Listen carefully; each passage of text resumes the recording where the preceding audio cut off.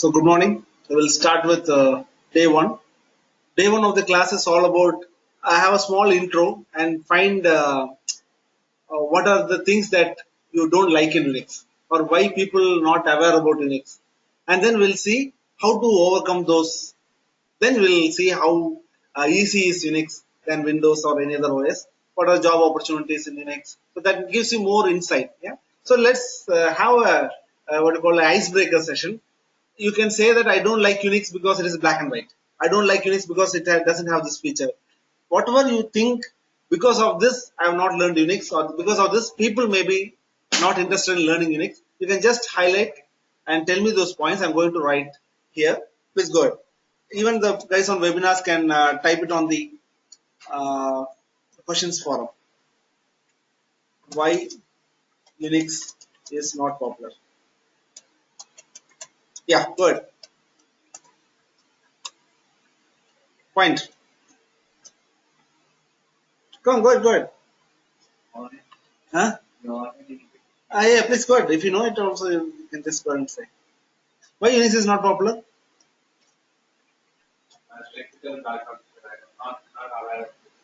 Okay. People are not aware. People are not aware of Unix. Correct? Good. This is what I'm looking for. Come on. Have you seen this Unix is full of commands? Yeah. So there are more commands. More commands. More commands means roughly there are 2000 commands. Okay. I don't get disheartened. My objective is to tell you how many these big commands are there. That's why you have been paid more in the Unix world. Good. What would there are big commands? You know what is big commands? There are 2000 commands. Each command is 3 line, 4 line length. Yeah, it's something like you have to learn a lot. People will start thinking that learning Unix is tough because of this. Go ahead, fourth option. For Joel down, whatever you think that is being tough, whatever you consider that is tough. Hard to install tools. Yeah, this is from webinar. They say hard to install tools. Okay.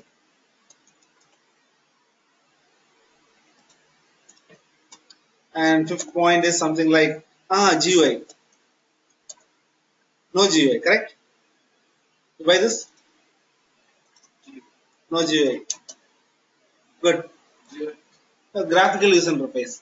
Like Windows, right click, left click, screen, resolution. This is a black and white screen. We'll see that. Okay. Good. Then, come on. Any other? Any other? Is this the only 5 reason why people are not learning Unix? What is it? Uh-huh. Only business OS. Okay. Only business people uses it. Only business people. Okay. Purpose. Good. Come on. Let's see. I think this batch is giving me more options. Complicated and boring. Complicated and boring. So this I'll put like not user friendly. Yeah, this is what you're trying to say in complicated and boring. Yeah, good. Anything else? Unix is an admin OS. Okay, fine. We will check into that. Good. Anything else that comes to your mind? Job opportunities, interview stuff. How many of you think Windows means I can clear, Java means I can clear. If it is Unix, I'm going to have a tough time. Yeah. The interview stuff. Yeah. Interview stuff. Stuff. Sorry. Yeah. Good. Only 8 points that stops you from learning Unix. Something. It's a brain dump. Brainstorming. So just think that this is the smallest of the smallest fear. You jolt on. I'm there to help you out. Come on. Anything else? No? Whatever you say, it will do it. It doesn't give an error message kind of thing. Okay. Okay. 10 error and troubleshooting is tough. Yeah, good. Troubleshooting is tough. Okay. So I put one more point 9. Server, don't touch. Unix, we always have the fear server. Yeah, don't touch. So I just told them. Anything else? Anything else you feel that is Unix is tough? Because no, this first 5 or 10 minutes of session is going to change your mind from Unix is tough to Unix is easy. Because of that, I say after the 15-20 minutes, you call yourself a Unix admin. Is it okay? Okay. Okay. How about job opportunities? Limited job opportunities. Yeah, that's what people feel. Because there are many Windows machine. Compared to Windows machine, how many Unix servers are there? Yeah. So when you compare, the number of machines are less. So that's why people feel that's okay. If you have any other more during the session, you keep adding. So my objective is to remove those fears. Yeah. So that in this session, if you remove your fear, then that means then you can call yourself a Unix admin. Like when you are trying to become a doctor, they will give you a dead body and ask you to cut his finger, open his chest, open the skull. Why are they doing that? To remove the fear out of you so that you can operate a person just like that. Yeah? So I'm doing the same thing here. Okay, let's take the first one. People are not aware about Unix. It's not popular. Yeah. If you see, like, there's one more point, only for business purpose. Point number 6. Yeah. The trend has changed. Now, if you have heard about Linux OS, it's getting popular on desktops, laptops. People started knowing the benefits of Linux over Windows. Now, Linux is getting popular. You know, most people are aware. To be very frank, the end user may not be aware, but the users are aware, the admins are aware, the public is aware, business people are aware that Unix is getting popular in this market. Yeah. So people are not aware of Unix is very less these days. Even in schools, colleges, they conduct Unix trainings. So now we cannot say people are not aware. People are really aware. Okay. Fine. More commands and big commands. What is more command? 2000 commands. Okay. You know that I am 15 plus year experience. Out of this 2000 commands, tell me how much commands would I have used in my last 15 years? Huh? 20? Huh? I have used just 80 commands.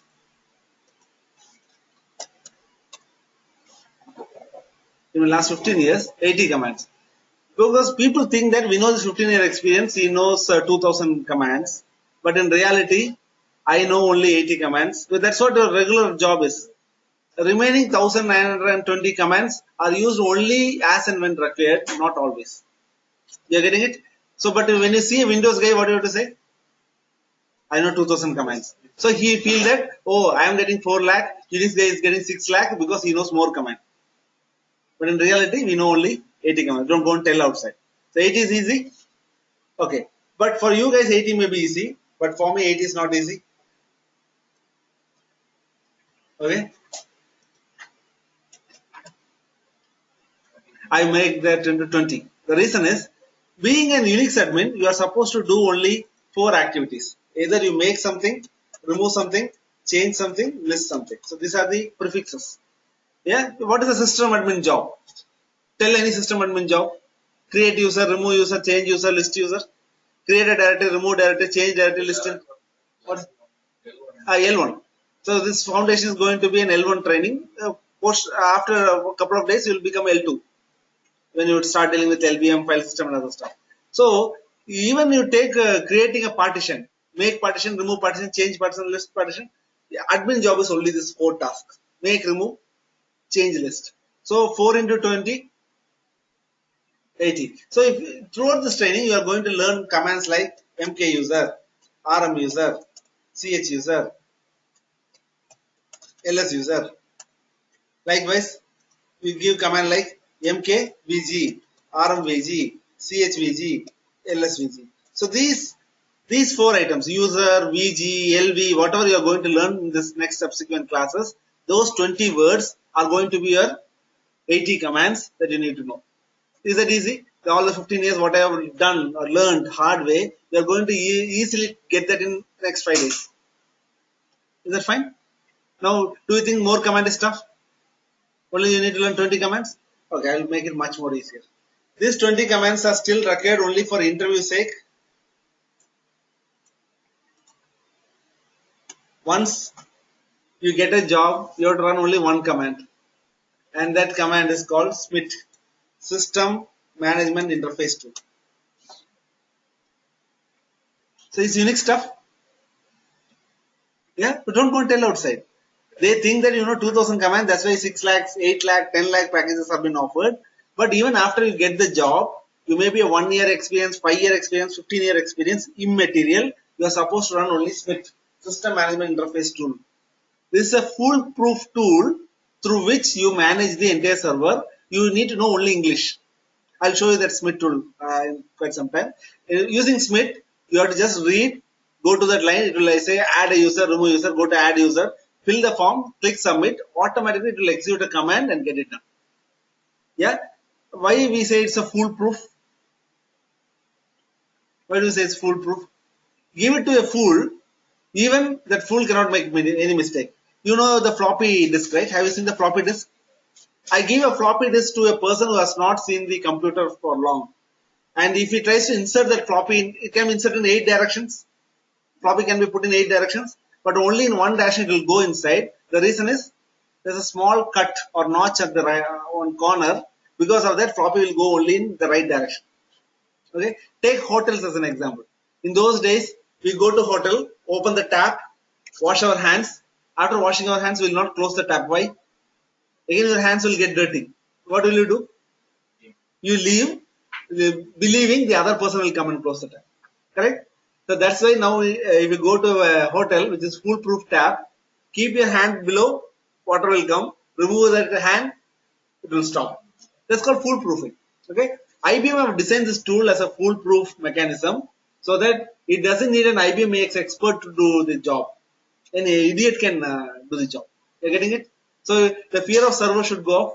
The reason is you have SMIT. So normally when you are attending a training, we always have a fear. What is the fear? Okay, anyway I'll clear the training. Somehow I will clear the interview. But after getting inside, daily I have to do the job. How am I going to do the job? That fear is there. Remove that fear. You know this 4-letter word SMIT, then you know 3-letter AX. You can add it to your resume. Okay? Your manager says, hey, create a file system. Or there's one stuff like hard to install tools. What is hard to install tools? One tool has to be installed. You don't know how to do it. Now you know how to install a tool? SMIT. Type SMIT and just read all the lines. Somewhere it will be written software installation. Go to software installation. Then follow the step next, kind of finish it. Your software will be installed. Is it tough? So your manager, team lead, whoever comes to you and say, do this. You can say that. No problem, I'll do it. Why? You know SMIT. Okay. So don't worry about the after getting through the interview. This training is all about getting through the interview is one. Number two, how the best practices needs to be implemented in your company. Like any other guy, you should not do this task. You should do in the best practice way. Is that fine? Now we know what is SMIT. So now are you comfortable with this more commands? Okay, I'll train you how to learn the other commands through the training, but it's very easy. Is that fine? Okay. What is big commands? What is big commands?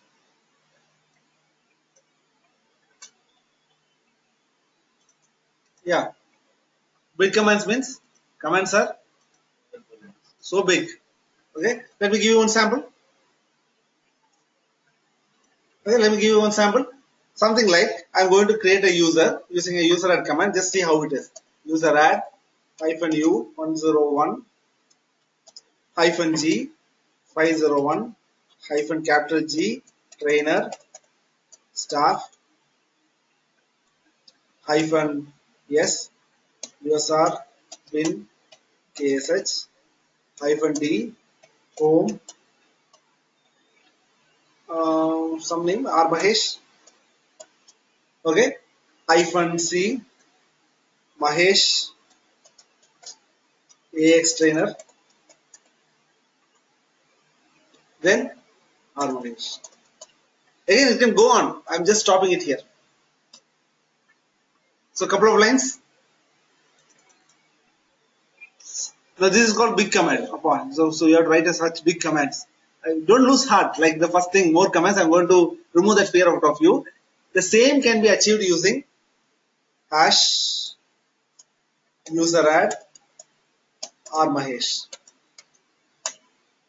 Both are one and the same. Both are one and the same. It will create R Mahesh user. This is called simple command. The second one is called simple command. The first one is called complex command, where you are giving more options and arguments. Okay, that's why it is big. Yeah, using Smitty is not at all big at all. Okay, but I'm going to explain you why we are writing this big command. Okay, fine. So normally in this training, people used to come from different backgrounds. Some from Windows, some from database, some from. So taking an example from IT itself doesn't make sense. So what I'll take is I'll take a real-time example from hotels. Okay, have you heard a server other than IT? Whom do you call a server? In hotels, the person who gives you those are called servers. Okay, you need to treat this particular box something like a server in your hotel. You're getting it? Don't feel your server, don't touch. That's the idiot box. Whatever command you give, it gets executed. Okay, so when you go to a hotel, the very first thing that is called prompt.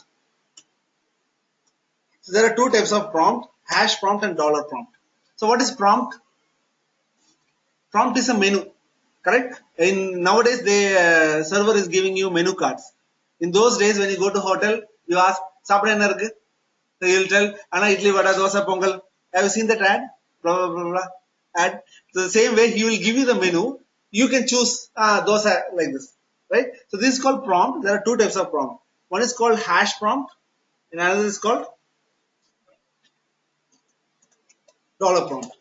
Yeah, hash prompt is called super user and dollar prompt is called normal user prompt.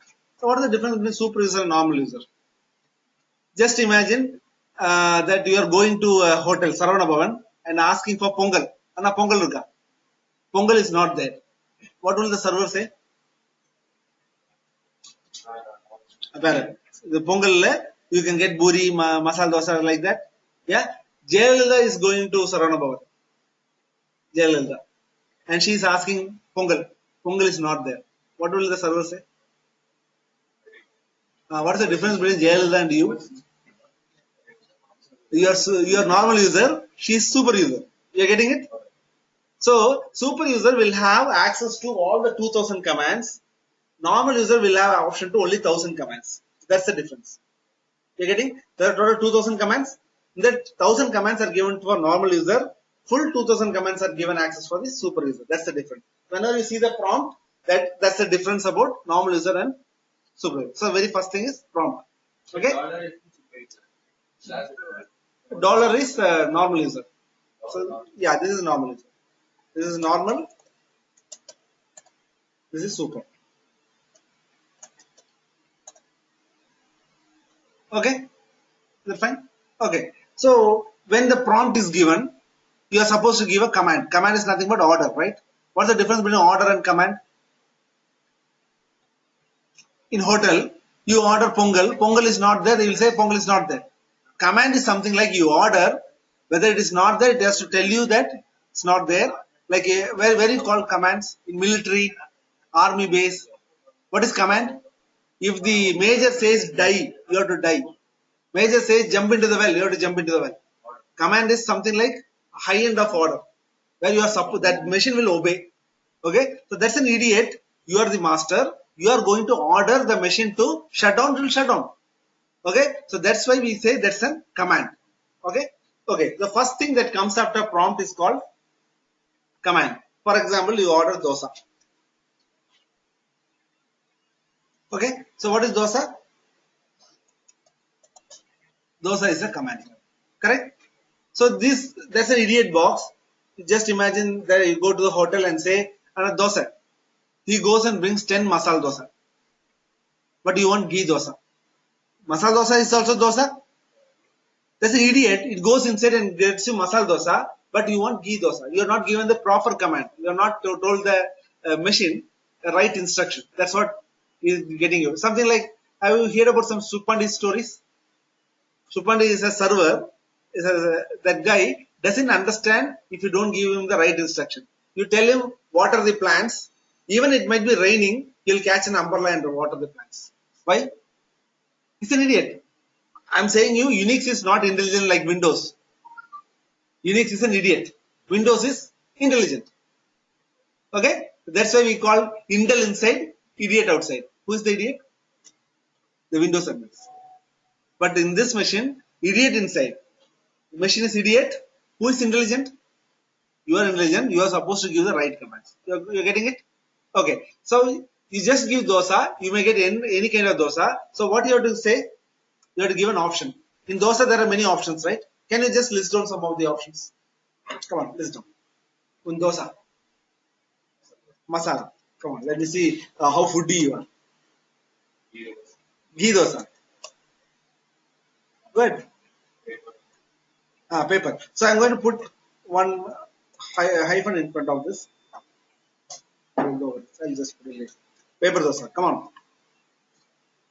Just to activate your taste buds, activate your sleeping brains. Yeah? Special dosa. Okay. Come on, you know only 4? Rava dosa. Good. Good. Onion. Good. Plain. Okay, good. Good, good. Only you know this many dosas. We have hundreds of dosas in India. Valapura dosa. How to write the banana dosa? Okay. Podi dosa? Podi. Uttapam? Veg. Veg dosa. Paneer dosa. Come on, you are not foodie like me. Okay. So you have this many options. So what we do is, over here, we have to put a hyphen and say, what do you want? Ghee. Say ghee dosa. This is called options. Correct? So every command has an option. Like dosa, we have different options. You specifically say ghee dosa. Now if you say ghee dosa to the server will go and bring ghee dosa. Will he bring masala dosa? If you bring masala dosa, we can say that, hey, what did I order? Ghee dosa, right? You can say. So that's why we have to, while giving instruction, while giving command, we have to specify options so that you get the right thing in front of you. Options are filters. Like in dosa, there are many dosas. We are saying ghee dosa. We are filtering the right one. You are getting it? Okay. Now he brings 10 ghee dosas. How many ghee dosa can you eat? 1, 2. Okay. So you have to have an argument which says 2. Argument. You know what is argument? Rendu dosa, rendu ghee dosa. We are saying like this. We are arguing. Yeah. So what I'm trying to put here is, I'm trying to relate that with real time and saying that how we are going to give instructions to the machine. We should not feel the command as alien. As if we go to hotel and how you order, the same way you have to order the things. Same way you have to order the things. Right? You go there and say that dosa hyphen ghee 2. You will get 2 ghee dosa. You're not going to do the same command on the server. I'm just giving a correlation. That's it. Okay. And again, you can give more instructions like you can say hyphen chutney. Green chutney undavanga. And you can say hyphen sambar. No, sorry. Say. See, you can have command bigger. So what will you get? You will get 2 ghee dosas with green chutney and no sambar. So have you ever gone with a friend who orders like this? Normally I go to hotel, I say, Anna Pongal. And my friend who comes along with me say, Anna Pongal, chutney nadul uthunga, sambar sutti uthunga, vada vanda. So see the 2 pongal that comes.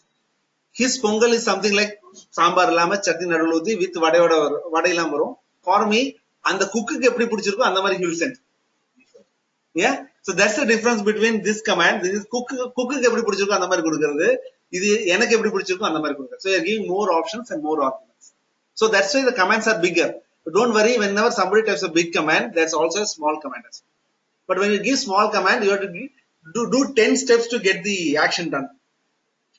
Instead, you can give it in one command itself. Is that clear?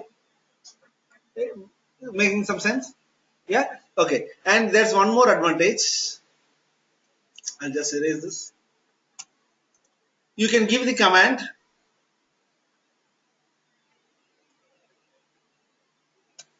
like this. Dosa -d sorry, -d. You say no. What's that? It's a normal user command. No, we'll get to the super user normal user command. There are 2000 commands. What are they? 1000 commands. What are they for normal user? Okay, I give it like this. -chutney. Say no. -sambar.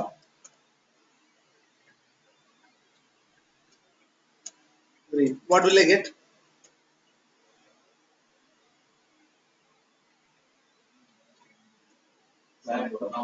Huh?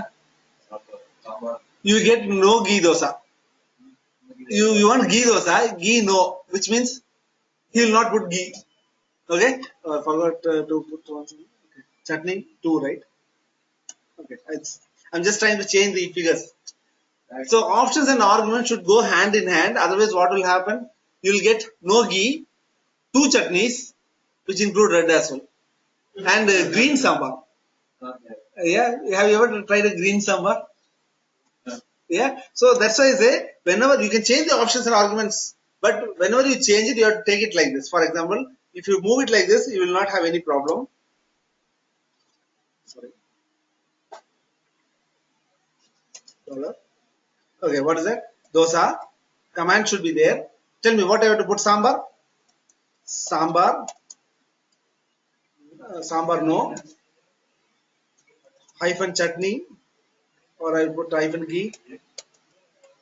-ghee 2. Then -chutney green. Is this and this same? You get the same if you order like this. Anna, dosa, sambar venda, ghee dosa rendu, chutney green chutney venda. Is it the first and the third one are same? Though the options and arguments are moved, they are moved hand in hand. So the same command on the top can be rewritten with user add -g501 -s user bin ksh, then -u101. So I can change it in any order, but option and argument should go hand in hand. You getting it? Now is it clear? Yeah, the same command can be written like this. User add -g501 -d /home/r Mahesh -u101. Okay, then -s usr bin ksh. Okay, I'm just say r Mahesh. Both are one and the same. Okay, I think I skipped one. Which one? Comments. I can add comments also. See, the order is different, but they are going in their different order, but still the command output is same. Is that fine? Okay. No, when we are dealing with user management, we'll see what kind of errors it will throw, or how the success messages would be. Here we are just dealing with the fear and the big commands and small commands. Yeah, is that fine? So is your this fear been removed? So this is done.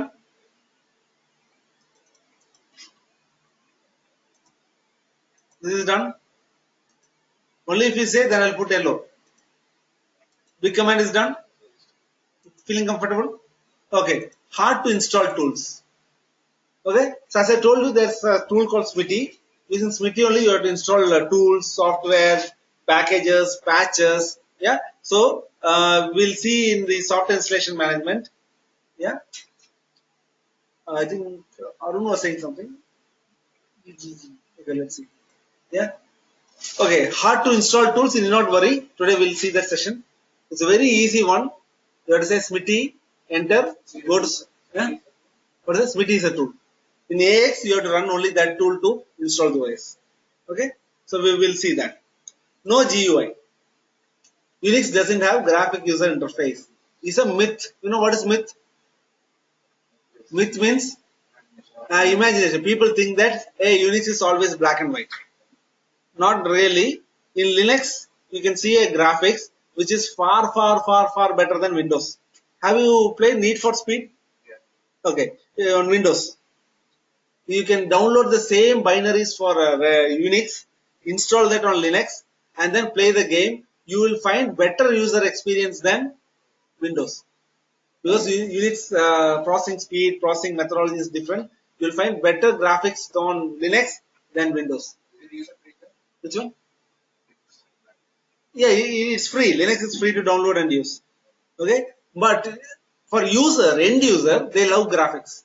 For system admin, they don't love graphics. They want command lines to work.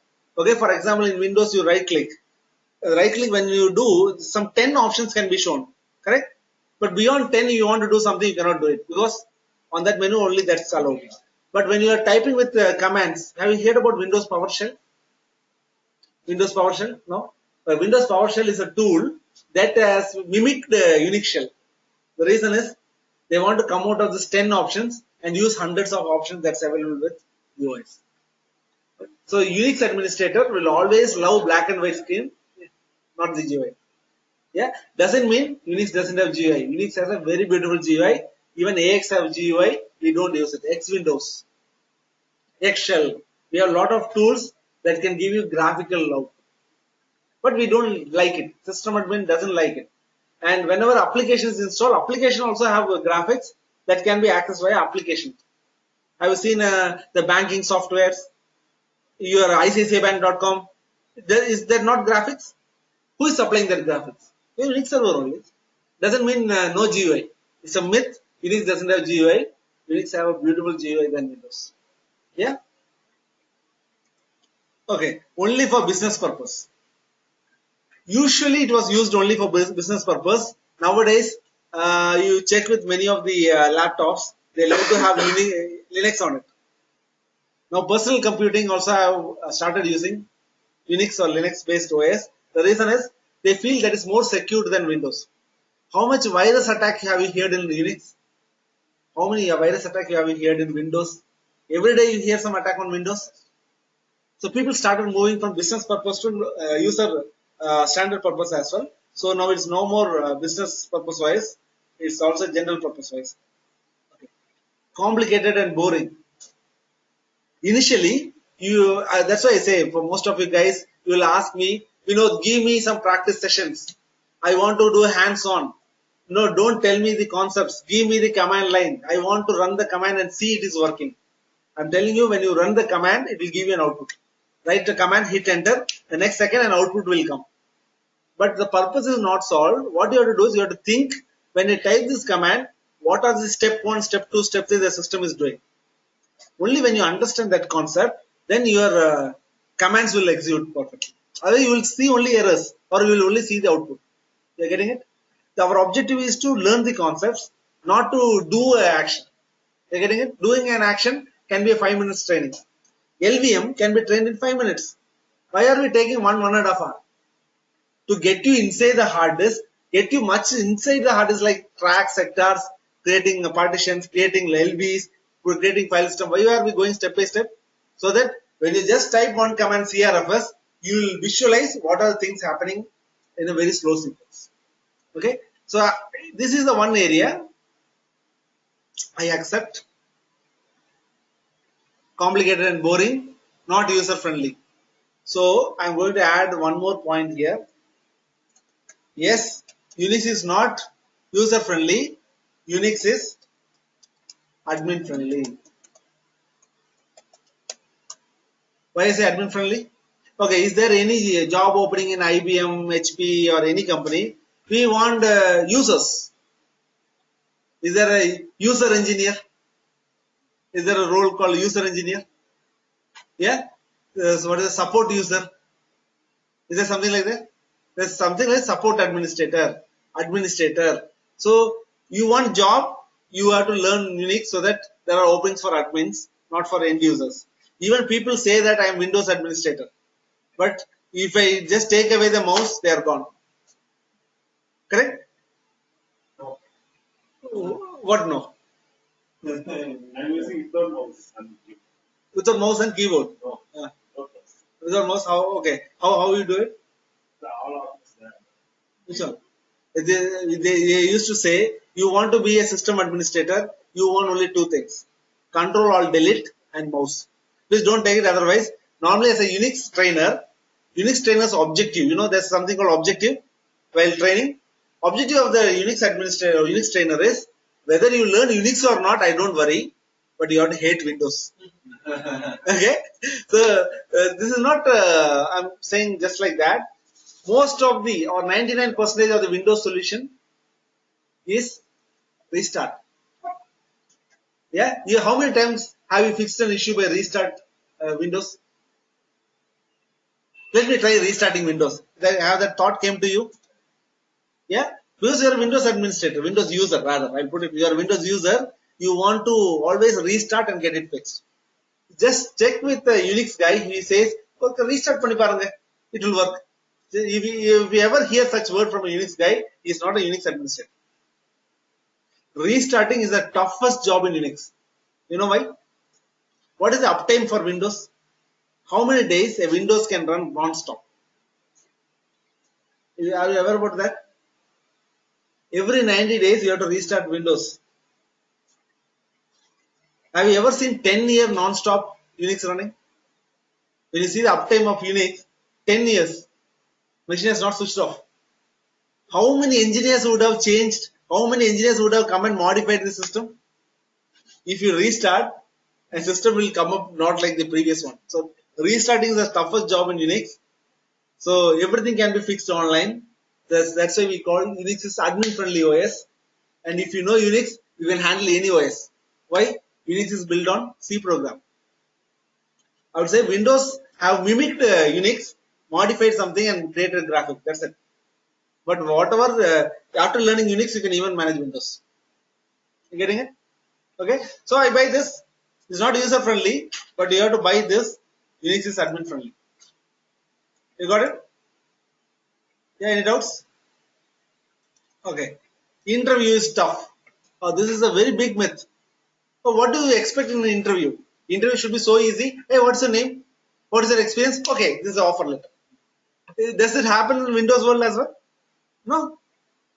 In interview is trying to check whether you have the skill, whether you join my company, will you be able to manage the show? Do you have that attitude to stay with me throughout the period, like 2 years, 5 years, time scales? So they are trying to interview in that way. So you say interview is tough, interview is tough. No, interview is not tough. If you compare with Windows, there are hardly 40 or 50 odd questions in AX. You attend some 3 to 4 interviews, then the fifth interview you will definitely clear. The reason is you got to know the answers for most of them. The interview is not at all tough. Our mentality is about interview is tough. Okay? If it is Windows, we can always say restart and come out of the answer. Or you can say right click and do something and say the answer. But in Unix, you have to say commands. That's why we think that is tough. But in reality, Unix is not at all tough. Interview is also not at all tough. Everyone will fail first few interviews. You are also failing on the first few interviews. Don't get disheartened. Try to correct the mistake that you did on the last interviews. You'll get. So is this clear? Server, don't touch. This is the word you often hear, right? Even in college days, the computer room, don't fiddle. Even on PC computers, you are not supposed to touch. They will never allow you to see the server itself. Correct? Yeah. You have to come out of this fear first. Are you the server? No. Who is a server? Server is a servant. Do you fear your servant? You order, it will die. Then why you have to worry about the server? Yeah. Through the training, I'm going to train you the best practice. Okay. One classic example is if somebody asks you in the interview, how will you shut down the server? How will you shut down this machine? How will you shut down? It's an interview question. What would be your answer? You are using laptop PCs, Windows. How will you shut down Windows? Go start, shut down. Okay. If the same question is asked to 100 other Windows guys, What would be the answer? The same? Definitely the same. Why should I hire you? All 100 people are going to say the same answer. Why should I hire you? Have you ever thought about this? No. Okay. We have a housekeeping lady here. She is just 8th pass. Okay. She is getting 2000 rupees monthly salary. Whenever I'm taking some trainings, she says that I want to housekeep this room. I tell, okay, do it. But I forgot to shut down my PC. I tell her, Amma, konja the machine shut down pannirunga. She used the mouse, click on start, shut down. She does it. My 5-year-old kid switches on, switches off my laptop just like that. Like whatever you say, he also clicks start, shut down, just like that. These two people are not getting even a single money from me for this task.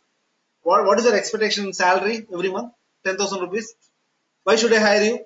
That lady is giving it free for me. You are getting? So there are a couple of mistakes that you do in interview. Whenever an interview question is asked, you are always saying in a rapid fire round. What is rapid fire? They ask a question, next second you say start, shut down. Then interviewer will ask next question. So 1 hour interview, how many questions can you expect? Hundreds of questions. How many questions you can answer? Correct? So the objective is you have to make him ask less questions by answering more. And your answer should not be rapid fire. Should not be rapid fire. It should be something like detailed process based. Now let me tell you the difference between you and the housekeeping lady. Just imagine the machine that you are going to shut down, start shut down, is running ICICI Bank's website. Now tell me at this point in time, how many ICICI Bank users would have logged into the website? How many? 1 lakh, 2 lakh? If you shut down this machine, what will happen to the ICICI Bank website? You shut down one machine, 1 lakh users are getting affected. So you start shutdown is the right answer. Correct? Start shutdown is not the right answer. So what you have to do? This training will train you on the process that before shutting down the server, you have to inform all the stakeholders. You know all the stakeholders? Who are they? ICICI Bank, their customer. Within my company, there is a database team, application team, hardware team, OS team, power team. I have to inform everybody that I'm going to shut down the server. Everybody says okay. For that, there's a process called change management. Okay. Based on that change management, they will say that at this particular point in time, you can shut down the server. At this particular point in time, the server should be up and running. They give an outage window, 2 hours, 4 hours. During that time, you are going to shut down. Before shutting down, you have to take backups. Why? If shut down and start, something is not coming up, your application is gone. You have to quickly recover. You have to take configuration backup, data backup, all this backup, so that you are sure when system doesn't come up, you know how to bring it back. Then at that particular point in time, you have to do start shutdown. System goes down. Don't stop your answer there. Continue saying. Again, I'll power it on. I'll check all the applications, everything are working up. And I'll again inform the stakeholders that server is up and running. Now you see, start shutdown is a small answer. This answer is a big answer. Who will get selected? You or me? Definitely me. So every answer, you have to always think about this 1 lakh users who are currently running. And then you have to answer your interview question. Always include process, not technical. Within 5 days, you become an AIX engineer. But process, it will take years. That's why throughout this training, I told you today, you don't need to share your password with anyone. You are supposed to do only this kind of things. Why I say that? Because you need to follow the process from the training so that when you go inside a company, you follow the same. Okay? So, server don't touch. Come out of this mindset. Server is a server. You order it, and you will get it. Is that fine? Okay. Error and troubleshooting is tough. Okay. In Windows, if something goes bad, how will you check? Where is the error logs? Where is the error logs in Windows? Huh? Not there? I don't know. I'm not a Windows guy. It should be there. But in Unix, there are some locations where the log files are kept. Every small task that you do, everything gets logged inside a log file. So if something goes bad, what do you have to do? You have to go to the log file, read at this particular time what has happened, what has happened, what has happened. With that, you can troubleshoot what has went wrong. For example, something like your BP. It is always normal. At 1 hour, it was totally abnormal. So you can easily make out there's something wrong during that time. At that time, you will again check what is the heartbeat. You will check what is the breathing. Everything will be checked and you can easily troubleshoot. There are only a couple of commands to check the error logs and identify. Errors are more descriptive. You will see throughout the training, whenever an error comes, as a system admin, you are supposed to read the error. The error itself will have the solution in it. Permission denied. You should have root privilege to run this command. It will say, that means that you are normal user. This command is only super user command. Whenever you try to create a C drive or D drive, that's like drive, you are going to increase the size. You say from 10 GB, make it 15 GB. Issued the command will say, not enough space to increase. Please add this command to increase the space, then run this command. So error itself will give you solution in Unix. So don't think that error and troubleshooting is tough. It is damn easy than Windows. In Windows, you have to you want to make changes to registry. Do you know how easy and how tough it is? Making changes to registry. Here is a child's job in Unix. Okay, so this is all myth. People think that Unix is tough, but through the training you'll find Unix is much easier. Only your understanding of concepts is important. Yeah, so I'll just mark this also. Limited job opportunities. It was there someday. Last 1 year, 1.5 years, we are finding roughly 800,000 openings and still not getting filled. So don't just rely on me. Just go and check in Naukri, Monster, search for AIX jobs in Chennai, AIX jobs in Bangalore, India. Even in foreign countries, there are a lot of opportunities. You will find if you are a Unix guy, you are considered to be a hot skill. Okay. So now you have removed the fear of Unix. Yeah. Any other fear that came in between which you think that needs my address? The first day is very important. The reason is like I'm giving a dead body kind of thing to make you feel comfortable that hey, Unix is not at all tough. When you compare Windows, Unix is much easier. So now you can call yourself an AIX administrator. The reason is you know one command, Smitty. With that, you can easily run through the show. Any doubts? No doubts? Okay. So let me get into the second portion of it.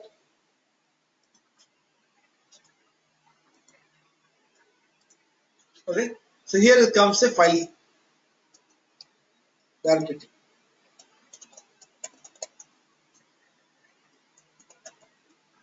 You know what is directory tree? What is directory tree? What is directory tree?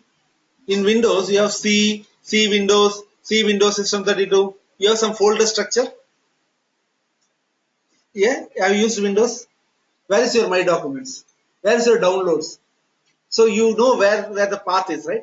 So like which Unix also have a structure in which it's been kept. So I'm going to take this mapping our brain. Okay, mapping our brain. So it's very easy for us to understand. Okay, so there's always a default location. Like in our brain, we always say that there's a starting point. Like which here root is your starting point. Slash, this slash, forward slash. This, yeah, this slash. Is it called forward or back slash? Forward slash. Forward slash is called the root directory under which we are going to have our subdirectories.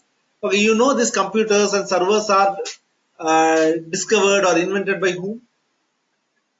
Human beings.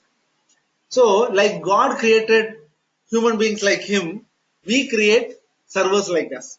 Okay, so that is going to be our brain, only the brain portion of it. So we are trying to design that as a like our brain. So I'm going to map each directory like our brain. Is that fine? Okay, so let me just draw that.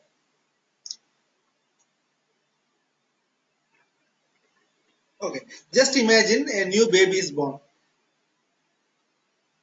Okay, just imagine a new baby is born. So how that baby gets to know about commands in real time.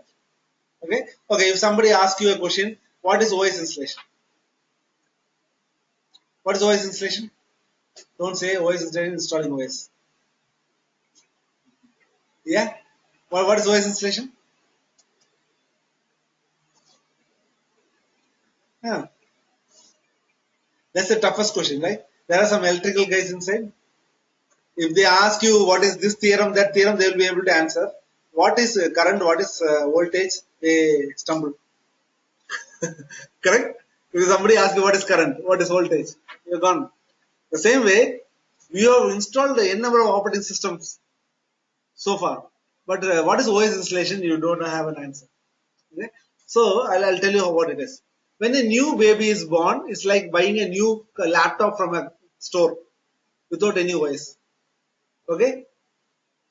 Right? Correct? So for this laptop, it's like a hardware, like a human being. Whatever we have a hardware, the two eyes, hands, mouth, kind of. That also have a monitor, keyboard, mouse. They are all hardware. But can you use it without Windows or without Unix in it? It's like more like a dead body, right? Like a small baby which cannot do anything of its own. So that's called hardware. What are we? What is your mother is putting as a mother tongue inside that? It's nothing but OS installation. What is that OS installation? Installing the soul. Installing the soul inside that machine. It's called OS installation. So how the mother does is what we are going to see. So how your mother? Just imagine you are that baby. How your mother taught you the mother tongue? I have seen a new mother teaching her kid, Amma chollu, Appa chollu, endiri, ukkaru, padu, tungu, kind of thing. Yeah, so that's what happens here. In Windows, we call the C Windows directory. Here we have a directory called USR. You know what is USR? USR, you should not read this user. User is USER. This is USR. USR stands for Unix System Resource. Unix System Resource. Okay. Under this directory, it creates some other directories called bin, sbin, and libraries. Okay, all small letters for the purpose of better viewing. I have just put it all in capital letters. Okay. Under USR, we have many subdirectories. Main important stuffs are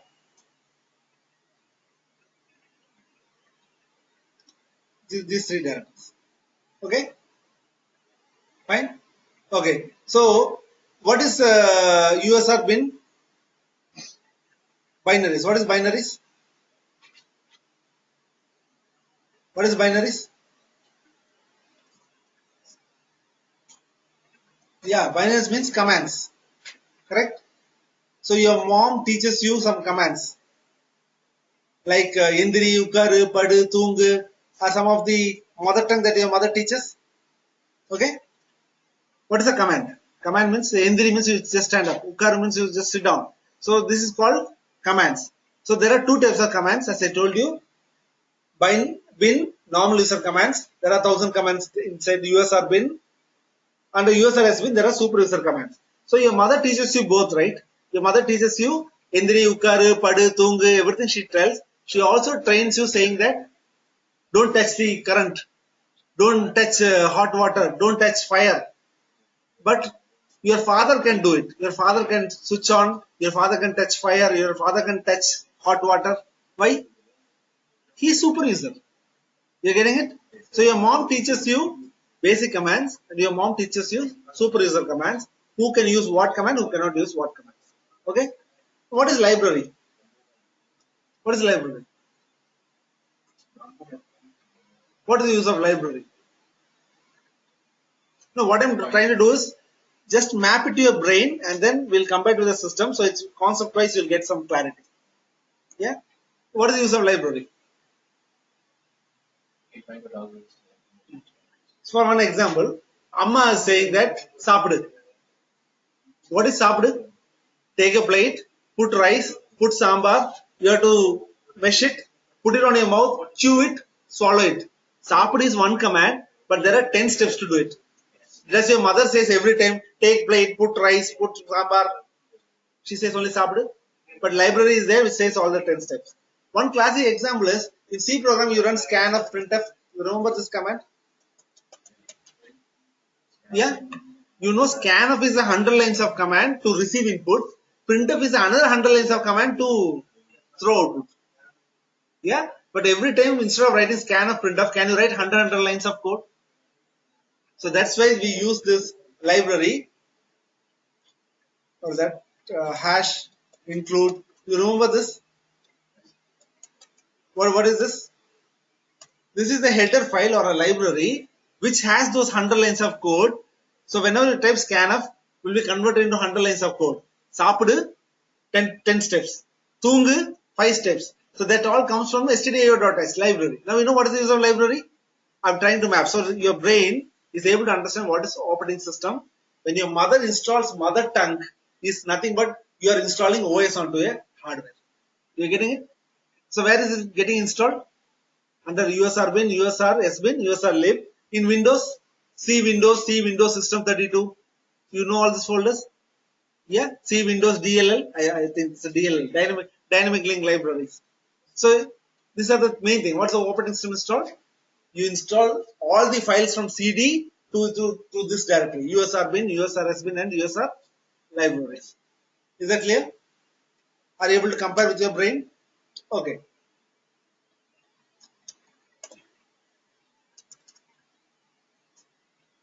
OPT. What is OPT? Optional. Okay. In Unix, every directory names will look very bit odd.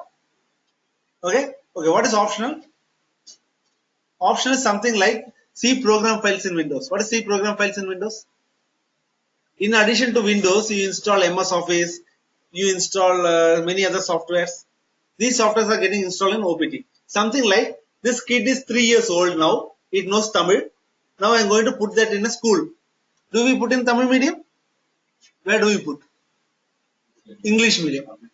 This kid last 3 years have heard only Tamil. Suddenly it goes inside school. Teacher says, stand up, sit down, eat, sleep. Now whether this kid understand anything? You imagine the first day of the school when the kid hears all this word, it hears like bad words. Correct? So that's one lady called Aya.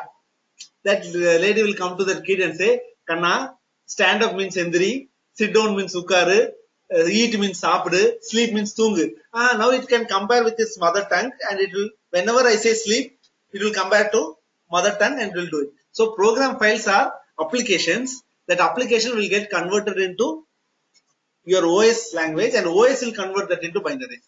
Now you are getting to know whatever the program files are there, that will be converted into OS command, and OS command will convert that into ones and zeros and get it executed. Now you know what is OPT? So the OPT is a default location for adding additional softwares like first standard, second standard, MS Office kind of things, and optional. OPT IONAL, optional. It can be installed in any other location. Default location is OPT. Is that fine? Okay. Let's see the next directory. VAR. What is the use of VAR directory? What is VAR? VAR is variables. So what do you call variable?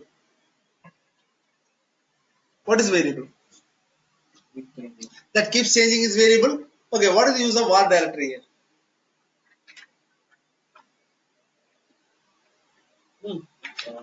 Store a log file. Keep updating. Yeah, so log files, those things are kept here, which are varying. Let me map it with our brain. Okay, forgot your name. Okay. Lokesh. Lokesh, what did you eat today morning? I want you to, I think I will ask the question to him because he's sitting in the center. Everybody have to look at his face, facial reaction. Okay?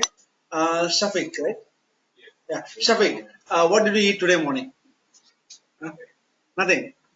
Yesterday night. Rice sambar. Yesterday afternoon? Same. Morning? Nothing. Day before yesterday night? Okay, last Sunday? No? Okay. So that's the difference between male brain and female brain. Okay, like Windows and Unix. Okay. If you ask a female, what did you wear on which sari, which color did you wear on last Ramzan, on last Diwali?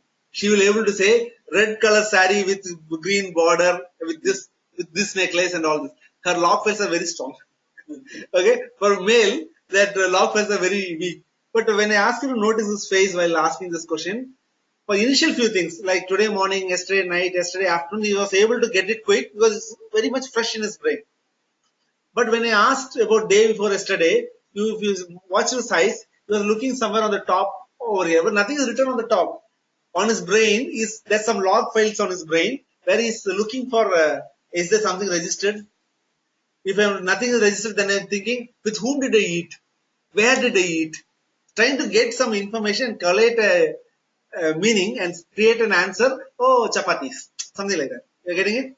So he's searching in a log file inside his brain. Now you need not search. You know where the log files are. Where is it? Under /var directory. So in the interview, they will ask you questions like, okay, tell me the log files for cluster. Tell me the log files for LVM. They might ask you like this. I'll give you 50 points if you say it's under /var/ somewhere where I forgot. At least you say /var, you get 50 marks. You're getting it? You don't need to give the full path. At least you say /var/, you're off done. You're getting it? Okay. Whereas if you say the full path, you get the full credits. So in the interview, I'm giving you one tip, which you need not say that I don't know. You can say /var/ because there are many log files. One cannot memorize all the log files. At least you started off. So well begun is half done. So you got half marks. You're getting it? So whenever they ask for log files, something /var/ think about and say it. Is that fine? Good. Another directory called etc. What is etc? We'll have separate directories for each and everything. Clusters, yeah. We'll be having separate directories. Correct. We're doing error logging and other sessions. You'll find what are the log files, where are they kept, under var log what is there, var ADM what is there. We'll see that in detail. Here, we are just trying to make brain mapping with the server file directory tree, so that when next time somebody asks you, you'll be able to get to the directory. Is that fine? Okay. What is etc? etc stands for etc. Yeah, etc is etc, right? Okay. This is a very important directory in Unix. Okay, how many of you have seen that movie Nadula konjam pakkatha kaanum? Middle oblongata. Yeah. So this is a configuration directory. So whenever you make some entries, whenever you run some commands, that is only temporary. You set an IP address. That is temporary. You do some LV activities or something. It's all temporary. So once you restart, it will again go back to its original state. So what if you want it to run every time, on every reboot, you have to go and update the correct configuration file under etc. Under etc, there is a separate LVM directory. Under etc, there is a separate configuration directories for every application. Go there and make the changes. If you don't make the changes, what will happen?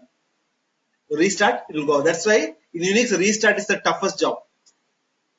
Because we engineers, customer will say, please do this activity, run the command, like shutdown. You run the command and you say done. But when you restart the machine, that will go off. You getting it? So as a good engineer, every time you need to update the etc file. Somebody is interested to do Linux exam.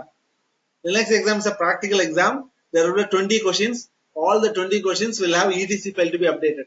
If you don't do it, the checker will restart the machine and will do the check. When you restart, all 20 answers you did will go off. What will be your marks? 0. You getting it? So that's a very important part. etc. etc is the middle oblongata of your OS. So you don't update it, short-term memory loss. It will work only for short-term, then it will lose. You getting it? So etc is a very important directory. Again, half marks. Whenever somebody asks, tell me the configuration file for the cluster. Tell me where is the configuration file for web server. I think it is under /etc/ sorry, I don't get the exact location. I think it's under etc. Got 50 marks. You're getting it? So var and etc are the very important sections where you can get 50 marks if you just start with. Okay, good. Home. Like C users directory in Windows or C Windows document settings. What's it? C document settings users. Yeah, like which every user is given a separate folder so that they can keep their personal files there. Okay. If I ask you a question, is Unix virus free? or can virus is there on Unix? What is your answer? Virus free? As an ethical hacker, you should not say that. No. You know what is virus? What is virus? Is that a microorganism that eat only Windows, doesn't eat Unix? Is that like that? What is a virus? Virus is a program. Yeah, if I write a program to shut down the machine, which is not a normal practice to shut down a machine, but it's getting abruptly shut down because of that program, then we term that as a virus. Why people are creating Windows virus, not Unix virus? Whenever they create a virus, the effect should be more. There are more Windows users. I create one small virus program, run it. All 1,000, 10,000 lakh users are getting affected. Then my virus gets popular. In Unix, only very few users are there. When I spread it, only very few accounts are getting affected. It will not get popular. So that's the reason virus developers are developing more for Windows, not for Linux. And number two, in Windows, some small user downloads a virus, runs it, it will affect the entire system. Because there's a single user, single window OS. But in Unix, you have been isolated. If you are a normal user, you download virus will come.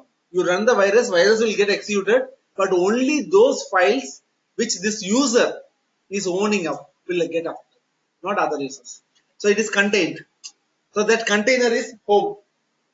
Under home, you will keep your files. Only those files will get affected.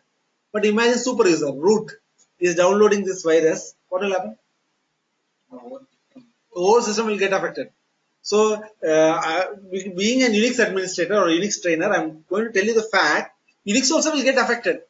So that's the reason we don't give you super user privilege. Everybody will be given super user equivalent.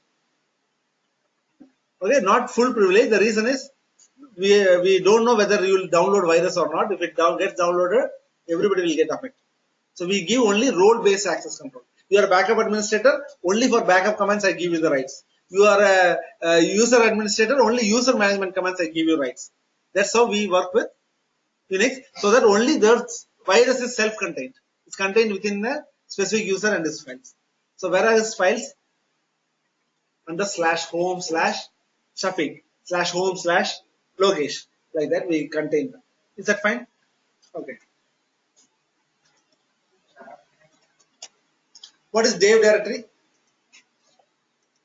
Devices. Okay. So in Unix, everything is a file. Okay. So you know Unix is built on C program. Are you aware about this? Unix is nothing but a C program. Okay. So in Unix, everything is a file. Okay. If I say everything is a file, is directory a file? Yes, no. Is user a file? Is hard disk a file? Is printer a file? Keyboard a file? No? No. My first statement is in Unix everything is a file. Keyboard is a file. Monitor is a file. Printer is a file. Directory is also a file. You go to the bookmark. Buy a file, buy a folder. Tell me the difference. What is the difference between a file and a folder? Go to the bookshop and I ask you to buy one file and one folder. Tell me the difference between file and folder. File contains what? Okay, what does folder contain?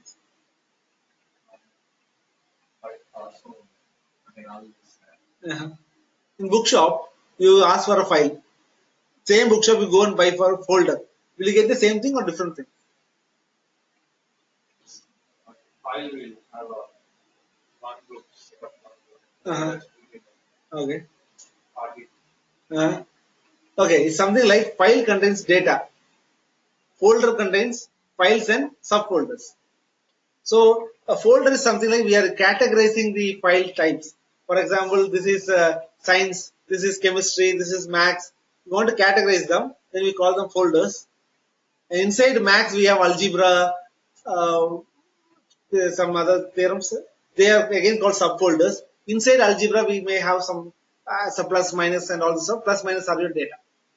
So files that contains data are called files. File that contains subfolders and other files are called directories. File that contains printer information is called printer file. File that contains user information is called user file. So in Unix, everything is a file. Like which every devices are also file. Keyboard, mouse, monitor, printer are all called device files. They are called special files. We have a separate section in this training that covers about what is devices and how to work with devices. Is that fine? Any questions? Did we miss any file systems here? Xerox, WAR, ECC, Home, Dev, temp. Very important. Good. What is temp directory? Don't say temp is temporary. I know that. Yeah. Submit them without bracket name is okay, erase that.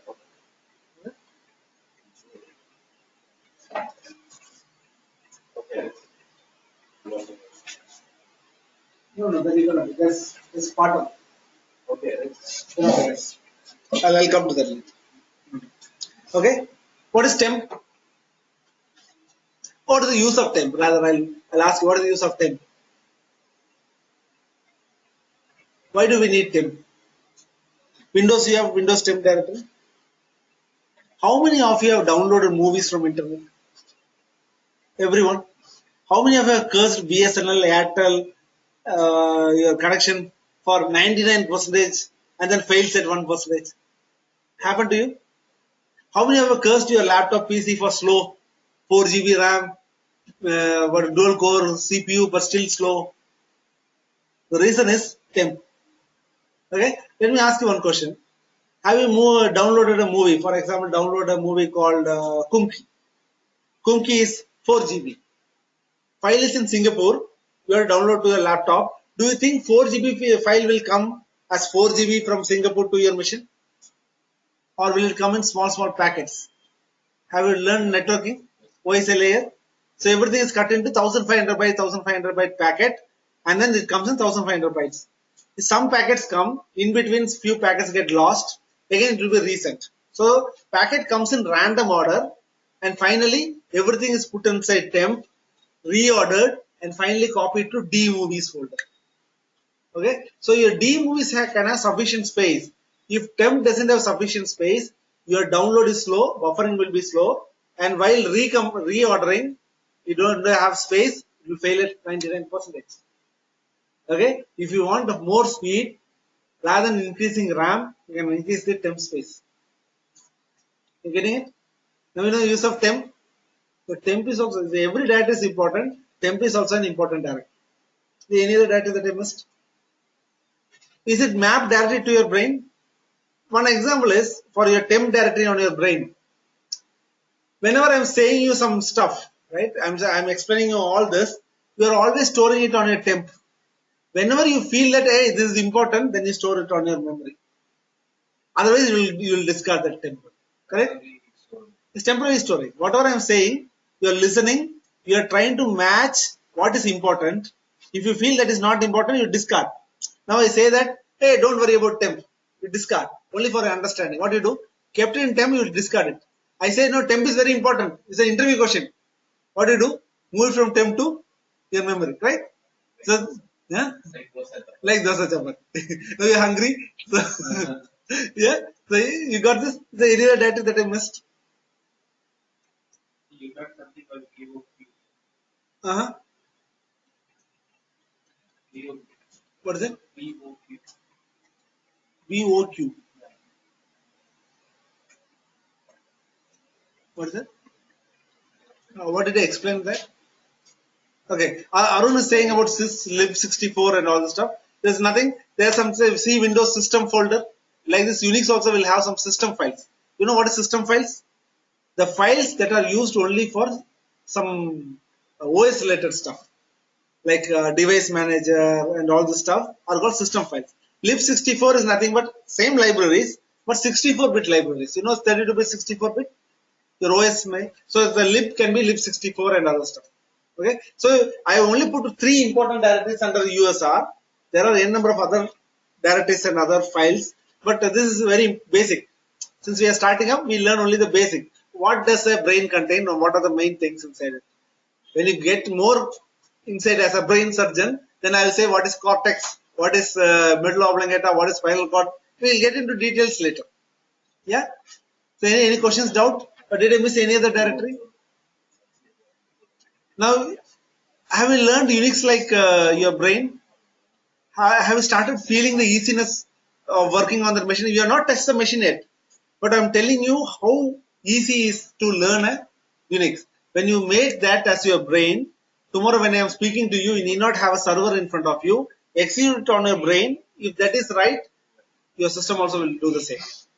So that's why we are trying to learn the concepts today. Any doubts, questions? No? Okay. So we go with the next one.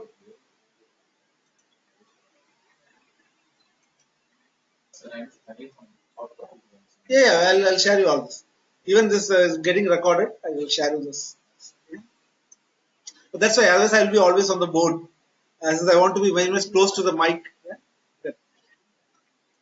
Okay, where are in view and say. Okay, so normally people used to draw some pictures to depict what is an OS and all this stuff. As I told you, OS is nothing but a platform. You know what is platform? So in your college days, you would have learned operating system. What is an operating system? So your answer is always operating system is what? OS is operating system. Operating system is used to operate the system. You keep writing between operating and system for 10 pages, get some 5 marks and come out. What I'm asking is a real genuine question. What is an OS? What's an operating system?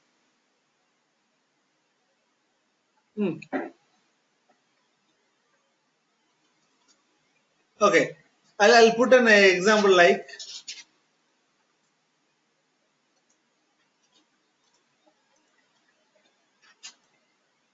have you seen a train?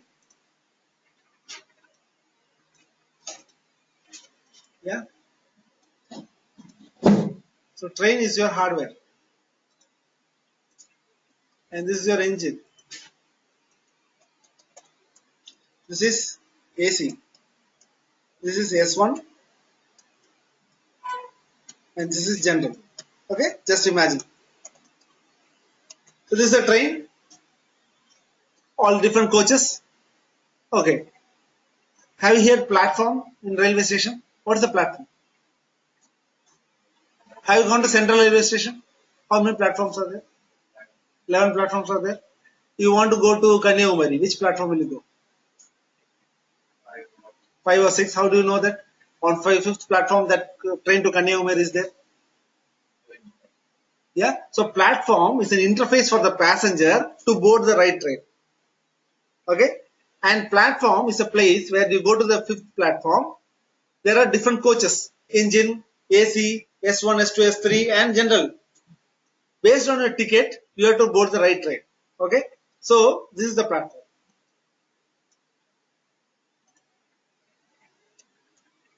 Correct. And these are the users. I'll just draw its users.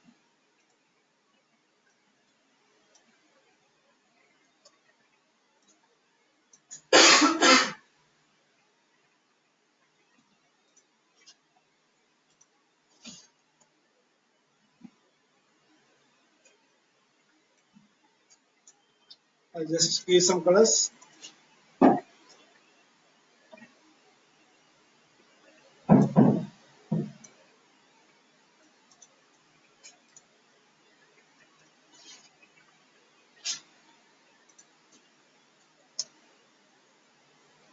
Okay. And one more guy.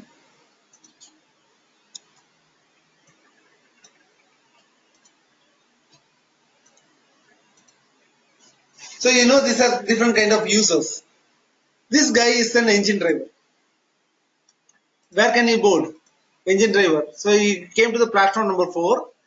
So we have different platforms in real time, right? Windows is a platform, Linux platform, HP UX, Linux, Solaris, AIX. There are different platforms. So for that particular hardware, for that particular train, we install a specific platform. So that's OS. We came down there. Now we have different users. One user is an engine driver. For an engine driver, where will he board? Will he board on AC coach, S1 coach, general coach, or engine?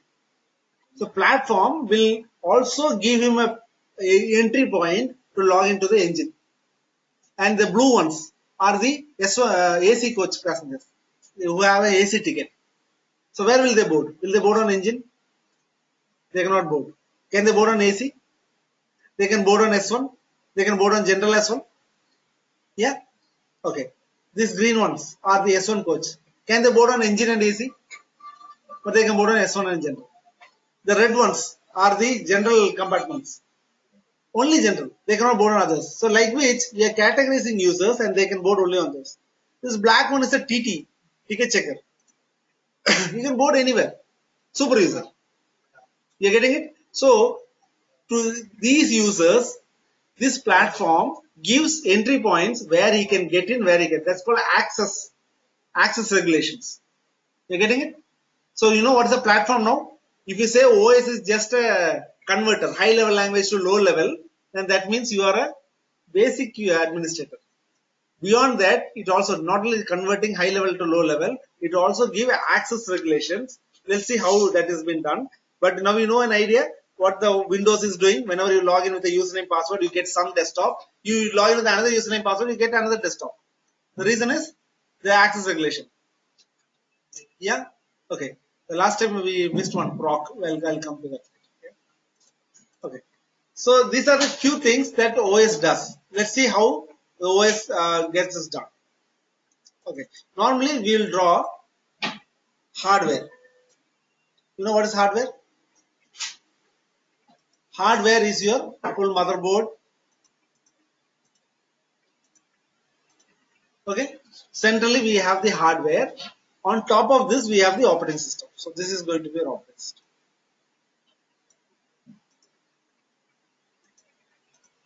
So this is your OS. And outside this we have users.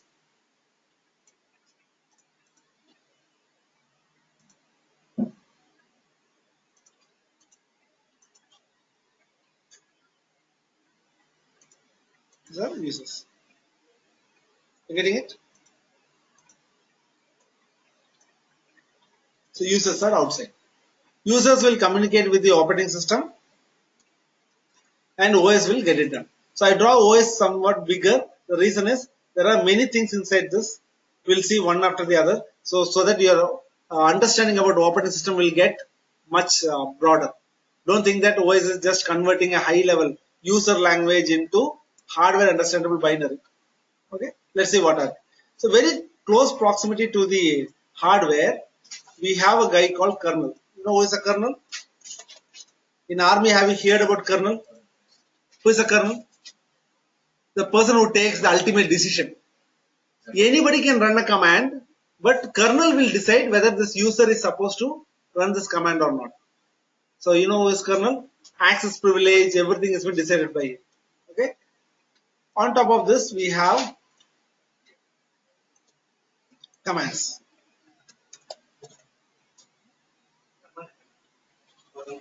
Oh, 1 second, I'll just record it.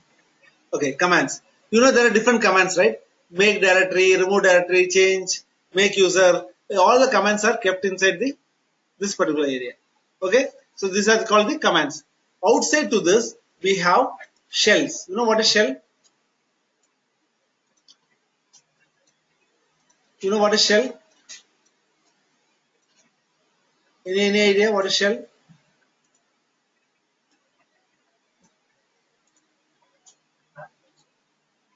Yeah, shell is called command interpreter. This is the answer for your first question. What is that? What is the operating system which converts high level language into low level language? You getting it? So there are different shells. That's why I'm drawing it in small boxes. Okay, something like KSH, corn shell, bash, CSH, POSIX, BSH, like this. You're getting it? So the user will communicate with the shell. You know what is shell in real time? What is shell? The Muthu Chippy. Chippy means what? It's a cover, right? The shell is the cover and user is the pearl. Okay. So whenever user wants to communicate outside, user will give a high level command. What's high level command? Make directory, remove directory, make user. He'll give the command that we understand. But can you go to printer and say print my resume? Will it understand? That needs to be converted into 101s. That's been done by the shell. Shell is an interpreter. Okay. So do you know the difference between compiler and interpreter?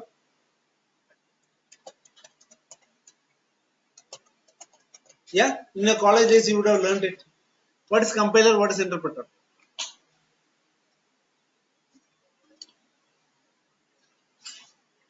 Any idea? C compiler. What is C compiler? You write some 100 lines of code, compile it to making an exe file.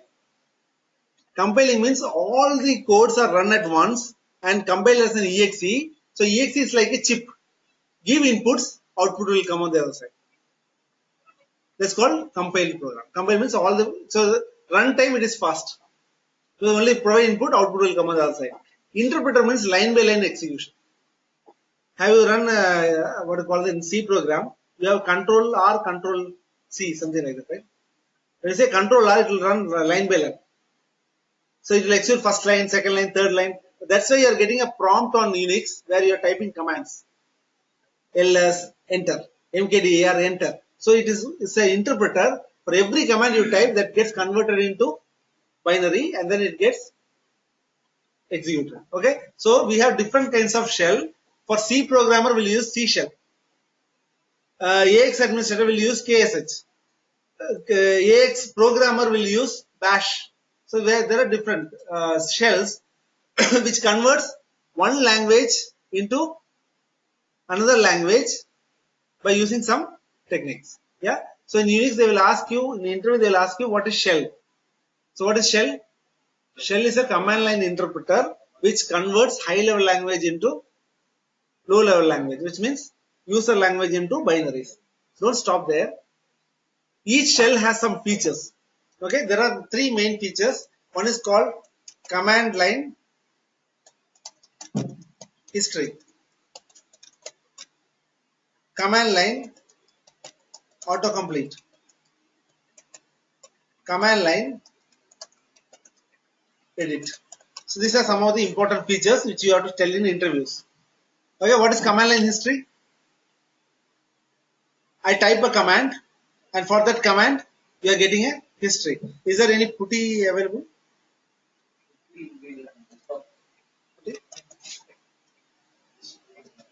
Okay. Is there any session that's available for me? Any helper?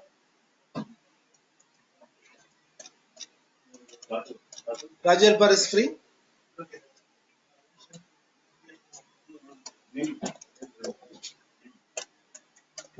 Same standard password.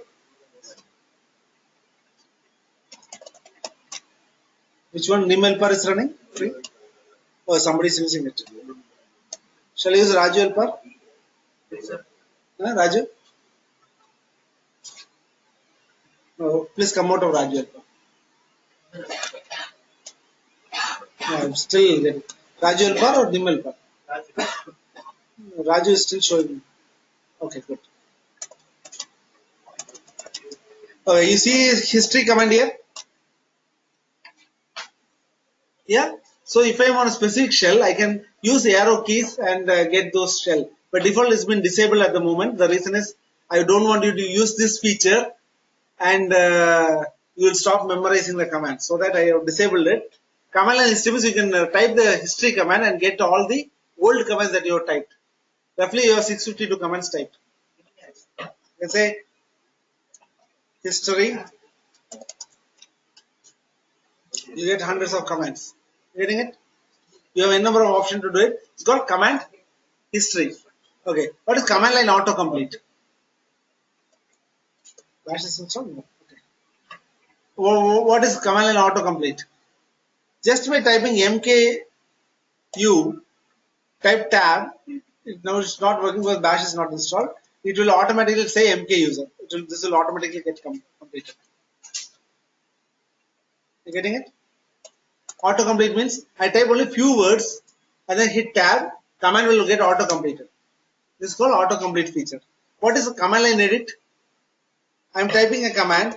If I want to go back, it's not possible. So if I have command line edit, I can edit the command line. I write like user add. I wrote 3 lines. Then I thought that, oh, I think I made a spelling error. I don't need to press Control C and I can retype it. Rather, I can go and edit the same line. So these are 3 features of shell. Autocomplete means I only type very few characters like MKU and type tab, automatically it will type user. It will autocomplete. External feature or It's a shell feature. You have used bash shell, you will have those all 3 features. If you use CSH, you have only 2 features. Every shell has many features. These 3 are the important features. In the interview, if they ask you what is shell, you need to answer this. Is that fine? Okay. Is that okay? Any doubts? Okay. Let me show you Smitty and man so that we can wind up the session for basics. We can get into the software installation maintenance subjects. Okay. Okay. Let's see Smitty. SMIT. Enter. For installing software, where should I go? Oh, it's not visible. Sorry. Change settings. Parents. Change.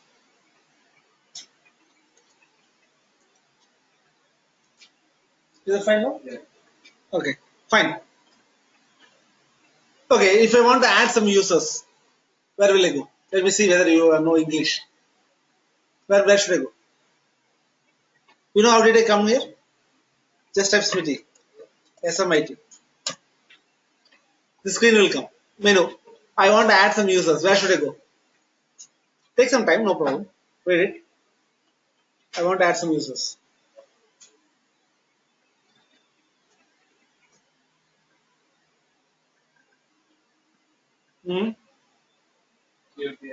Security and users.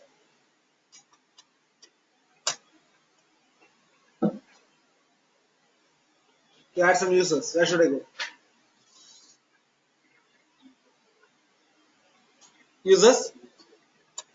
To add a user, where should I go? Came here. Here, the star is an important. You see a star here? Mandatory.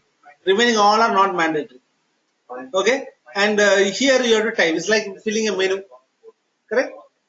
So here I want to create a user called Logesh. Logesh. Give a username. Hit enter, user is created. Because that's the only mandatory line. I'll show you the other stuff. User ID. User ID is usually numbers. You see the hash here. Hash means numbers. If I type ABCD, it will not work. Not working. The reason is foolproof. When I type number, it will work. When I type ABC, it won't work. Foolproof. You getting it? And you see the plus here. Plus means there's a list. When I press F4, I can get the list. Over here, I can press escape 4 or F4. I get a list, I can select. You getting it? And hit enter. The command says OK. Logesh has been created. See how easy it is, Smitty? Yeah. And Smitty has a very good help as well. For example, I go to users, add a user. So for adding this, I came for 3 to 4 screens, right? Yeah. Instead, I can use there's a fast path Smith MK user. I'll directly get here. Over a period of time, you can find the fast path. You want to find the fast path, you will see an option there, F8 image. You see, I press escape 8. It says fast path is MK user. So I try Smith MK user, I will get it here. You getting it? Okay. And also there's a very good help. For example, I'll show you something. I want to know about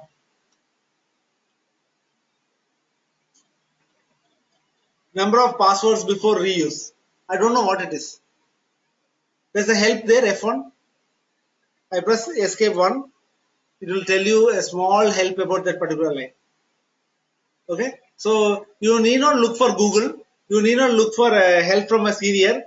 Help is there within Unix. That's what I'm trying to say. After getting job with Smitty, you can easily run the show. Is that fine? Yes, Smitty is okay. There's some Smitty exercise that I'll share you, with which you'll get some insight about what is Smitty. So this is what we covered in the last couple of weeks, which you greatly joined. So I'm just putting here. Is that fine? Okay, fine. Come out. I press Escape 3, Escape 0. We will learn Smitty a bit later. Okay. Escape 0 to come out. 10. F10 is there, but you don't have escape 10. You have to press escape 0 to come out. Is that fine? Okay. So the last thing is man page. Okay. So before getting into man, I'll tell you my own experience. Yeah. The experience is, have you ever booked some TV or something through eBay or Flipkart? Yeah. I'll just tell you one good example, one of my own, one which has happened. When Apple iPhone 5 got released, what is the cost? 45,000 something. Across the world, everybody bought it. After the release, within 5 days or 10 days, Apple have received tons of customer complaints. Phone is not working. Phone is not working. Phone is not working. So they want to, because 45,000 rupees, somebody buys a mobile, not working, it will again be a huge impact. So they were trying to sort it out, what has happened wrong. What they did is, they try to find out from which portion.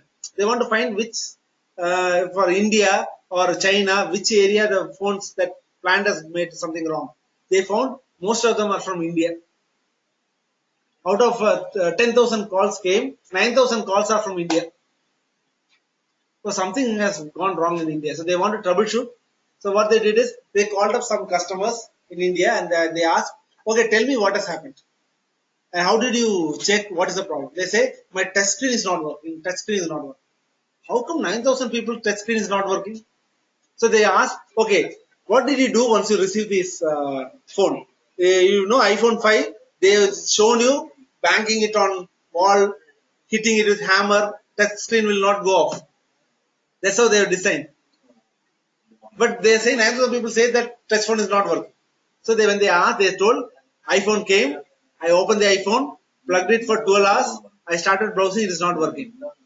They asked only one question back. Did you read the manual? They said no. Did you read the manual? Whenever phone comes, we plug it for 12 hours, start using it, right? We are very expert in opening it, putting battery, putting SIM and start power using it. They said, first take the manual. Open the manual, what is in the first page? The first page they said, before connecting to the charger, this screen comes with a protective sheet. You need to peel that off. Which one? If you don't peel that off, touch screen won't work. They peeled it, touch screen was working. The problem is with, we don't read manual. Even Windows administration, if something goes wrong, you search in Google, what did your nearby guys will say? He doesn't know anything. That's why he's searching Google, right? In Unix, that's not the case. In Unix, you have a slightest doubt. You look at man page, you are expert. The person who, without looking man page, he types a command and do something wrong, he's a fresher. 15 years doesn't matter. You're getting it? So be happy while reading man page. And through the training, I'm telling you, this has happened with many of these guys. Whenever I write a command, you immediately ask, hey Vinod, what is minus C? Hey Vinod, what is minus D? My answer is going to be C man page. Okay, that's how I'm going to say. Okay, let's see the man page. Man and a command, whichever command you want to learn, you can say man ls. Okay, so you can easily learn man command like this. Man and a command name. First thing it comes is purpose. What is the purpose of this command? So you can say display the contents of a directory. It's something like DAR command in Windows. And you see that syntax. He has given some syntax. So these are the possible options. You see hyphen in front of it. So like masala dosa, onion dosa, ghee dosa, there are roughly all 25 ABCDs are there. 25, 26 ABCDs are there, right? So ls is a command which has more options.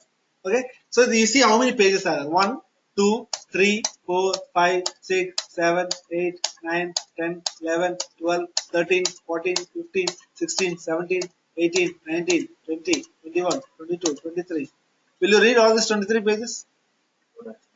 It's really tough, right? So I'm going to give you a technique called scanning and skimming.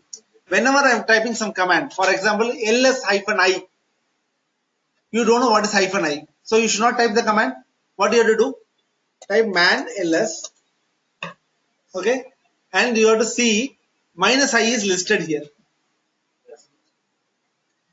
This is called scanning. If -i is not listed here, you need not search the entire 23 page. It's something like looking at the index. If index there says there's nothing called I, then why you have to search the entire telephone directory for that? Right? Same way, is there -i listed here?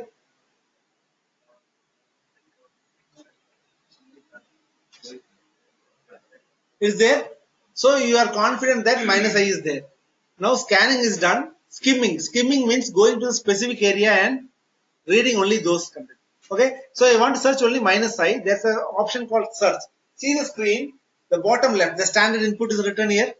Over here, when I type slash, slash is coming there. This is a search button. Now I give what I need to search, -i. Search for -i, hit enter. You see all the -i are getting highlighted. Okay. So I search for next, next, next. So on the left side I see -i. I can read only this. Displays the inode number. That's what the meaning is. Don't worry. This is about man command, not about ls command. Okay. So how to scan? Slash is for search. Give the keyword. You will be able to search for the keyword. Small n is for search next, next below. Capital N is for searching next, next above. Okay. Uppercase n means upper, upper, upper. Lowercase n means lower, lower next. N means next. Is that clear? Okay. So I told you there are 2000 commands. 80 commands we are going to learn anyhow. Remaining 1920 commands is something like how you learn English. How you learn English? Open a telephone directory, sorry, dictionary, and what you do, randomly you open a page and you will see some commands. For that command you can see the man page, right? So how you do it here? Where are the commands kept? Under USR bin, USRS bin, correct? So let me show you some commands. CD USR bin ls. You see some commands here? Okay. Don't worry about this command. I'm going to tell you how many commands are there. Okay. CD /USR /sbin ls. Many commands are there? ls pipe wc-l. So roughly 2000 commands, 876 and some 900 plus commands. Okay. You want to learn about any command. Tell me some command. You want to learn about ping command, for example. Okay. Type man ping. Learn about this command. Something like learning in dictionary. This is where you can self-learn. Okay. Man also have one more feature. There are 22,000 commands. You cannot search for a command, right? You have a requirement. You have to set the date and time. Okay. Which command is used for setting date and time? You don't know. So there's an option called man-k. K is for keyword date. So what this will do is the purpose or the command has the date in it, it will display only those. Okay. When you hit, what is the error it shows? What is the error? Huh? Which means what is database is not created. Which means the command and the purpose, it has created a database so that it can search is not created. Solution?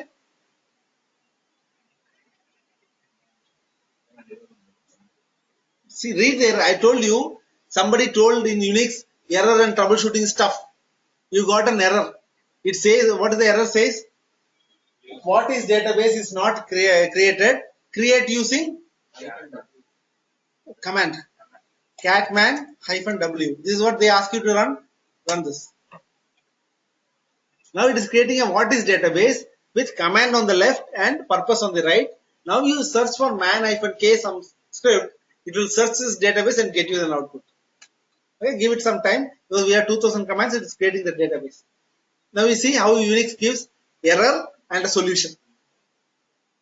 Now it's a spoon feeding. Now you say Unix is tough, then we can't help. I don't think Windows gives you this kind of input. Yeah, good.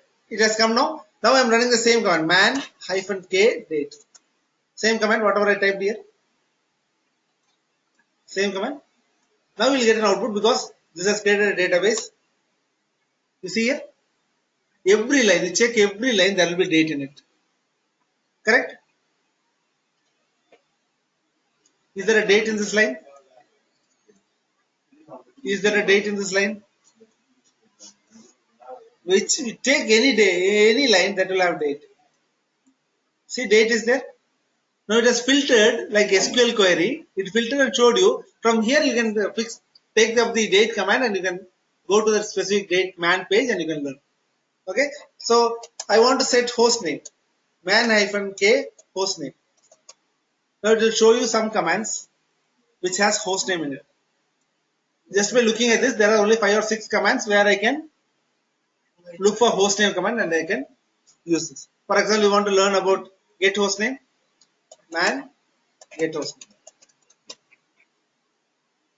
Learn about this. Yeah. If you guys need examples, I already have a lot of exercises. If you need an additional exercise, that's an exercise. Man ls search for example, capital E EXAMPL. You see, one example 2, example 3, all are your exercises. Okay, so man itself is a very good stuff. I'll also show you whenever you have an error in Windows, what you do, you go and search in Google. What Google will say, will show you some answer. You go and search in Google. Search in Google for some command. For example, hostname command. Yeah, Unix hostname. Let's see what Google is saying. Google will again take you to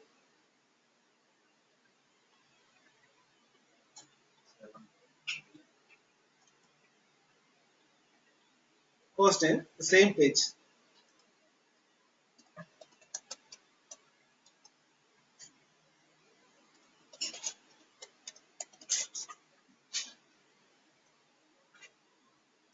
Same. Is it same? Almost. Show or set the host name. If you go to Google, Google also going to again get you back to the Unix server. So this Unix server management, you need not have Google. Just imagine you are a Windows administrator and Google is not given to you. Can you work in that company? Now Unix, again you search in Google, it's going to get you to the Unix page itself. Then why you need Google? All helps are inside this machine. So what I'm going to say in this first session is, with Unix is very easy to run your life. Last 15 years I enjoyed my life in Unix. Welcome to Unix. Yeah, you also enjoy this. And unlike Windows guy, I'm been highly paid. The reason is they think I know 2000 commands. Only you 10 guys know I know only 80 commands. Yeah, you are not even 80 commands, only one command. So life is much easier on the Unix world. Very easy to get job. Only thing is that show your confidence in interview and you can easily get through it. Yeah. Before I stop this session, let me ask the guys on webinar any questions. Yeah, we'll have a small break. We'll come back and have the software installation maintenance. We'll address one of the query that Arun has. Installing software is tough. We'll see how easy or how tough it is. Yeah, good. Any questions, guys? Who is on the webinar? Yeah. Okay. Yeah. So any questions? Yeah, I think something. No, good. So what we'll do is time is 1:15. We'll take a small break, 1:30, 15 minutes. Yeah, and then we'll come back and we'll start the software installation and maintenance, TL upgrade and all this stuff, which is very important for your interviews. Yeah, fine. So in which case, I leave you guys for now. Yeah, take your 15 minutes break, drink a lot of water, put petrol for your brain, come back. Yeah, good, fine. Arun will deal with file permissions later. Yeah, okay. Okay. So thank you. So I'm just stopping.